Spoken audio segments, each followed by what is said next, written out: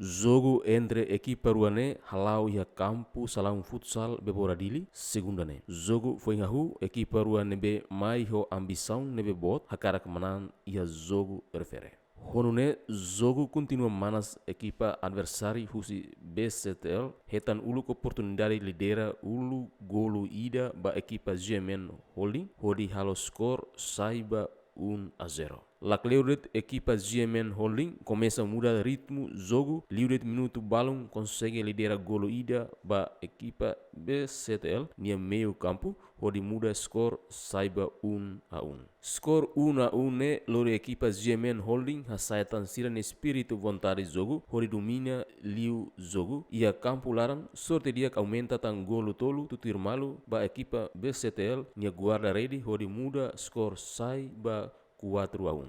Liuret minuto balão, equipa adversário BCTL muda estratégia jogo, onde lança sutus ba malu, nune oportunidade hirakne na fatin dia ba equipa BCTL, onde aumenta tan golo rua tutuir malu ba equipa GMN Holding, onde muda skor saiba 4-3. Mas que nune equipa GMN Holding mos lahak fodak, onde for pressão makas ba equipa adversário BCTL, nune minuto ikus atau termina jogo primeira parte, equipa GMN Holding aumenta tan golo ida, onde muda skor sai 5-3 to jogo primeira parte remata. Halfway equipa rua descansa 3 minuto balão tama faliba jogo segundo parte equipa rua na fatin haturu tática jogo tuir equipa ida knyan nune sorte dia na fatin ba equipa GMN Holding aumenta tan golo hat tutir malu ba equipa BCTL hori muda skor saiba 9-3. Ho resultado 9-3 ne lori equipa adversário BCTL começa halo mudança ba jogador consegue aumenta golo tolo tutir malu ba equipa GMN Holding hori muda ba skor saiba 9-6. Skor ne GMN Holding começa aproveita tempo hori halo mudança ba jogador e minuto ikus atau termina jogo segundo parte GMN Holding aumenta tan golo rua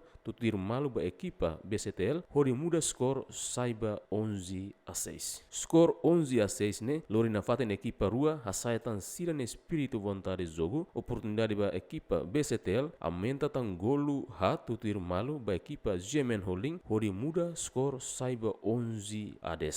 To termina jogo segundo parte remata. David Gonçalves, GMN.